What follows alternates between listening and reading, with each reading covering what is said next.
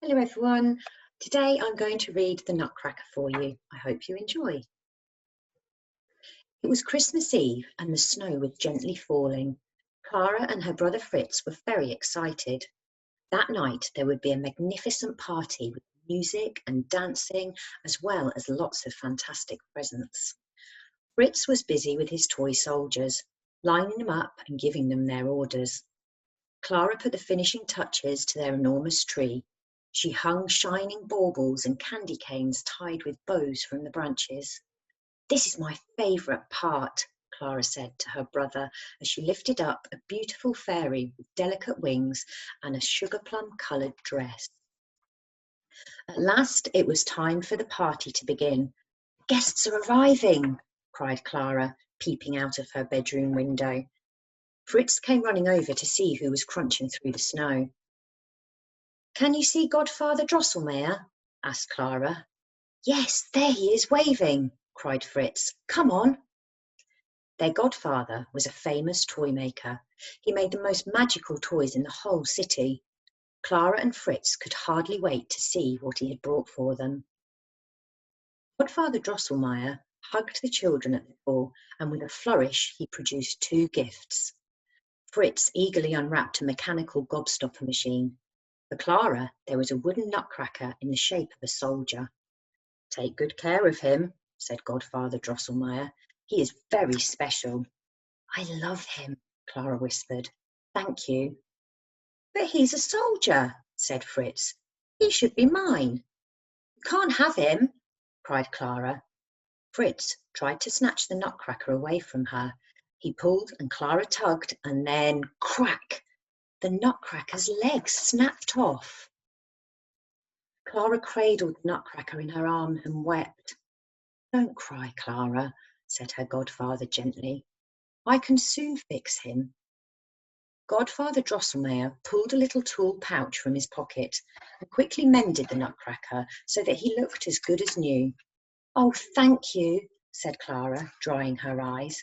"I'll never let anyone hurt him again." Everyone was dancing now, and the house was filled with music and laughter. Clara placed the nutcracker carefully under the Christmas tree and went to join the party. Finally, the last dance was danced and the guests said their goodbyes. The family went to bed and the house was dark and quiet. Bong! Clara awoke to hear the last bong of the clock striking midnight. "Oh no," she thought, "I left the nutcracker all alone under the tree." Clara tiptoed down the stairs and crept under the Christmas tree, holding the nutcracker protectively. Suddenly, the tree started to grow, taller and taller. Or was it just that Clara was shrinking? "What's happening?" she cried. "Don't be afraid," said a kind voice suddenly. Clara turned around. Her nutcracker had come alive. Behind him, Fritz's soldiers were standing up in their toy box, and Clara's dolls were all gazing around.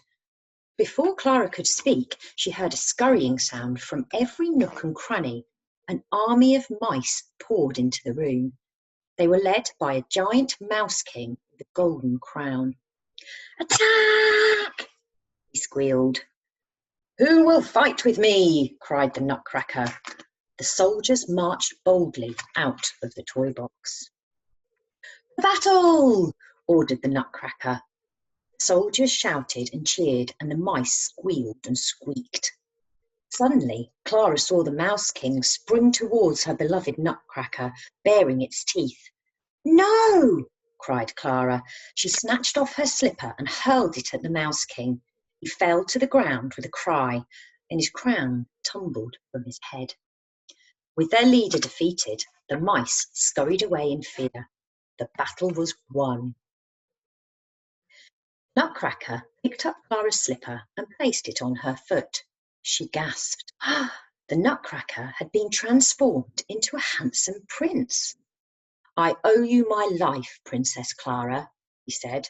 "You broke the spell that was put on me long ago by a wicked mouse queen." "I'm glad that you're safe," said Clara, "but you are mistaken. I'm not a princess." Are you sure? Asked the prince.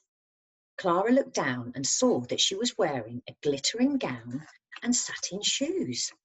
Come, said the prince, I'm going to take you on a wonderful adventure. The walls of the sitting room seemed to fade away, and a beautiful sleigh drew up in front of them, led by 2 reindeer. Clara and the prince climbed aboard, and they were swept high into the sky among the sparkling stars. Suddenly, Clara caught sight of a magical land down below. Lollipop trees shimmered on candy floss hills.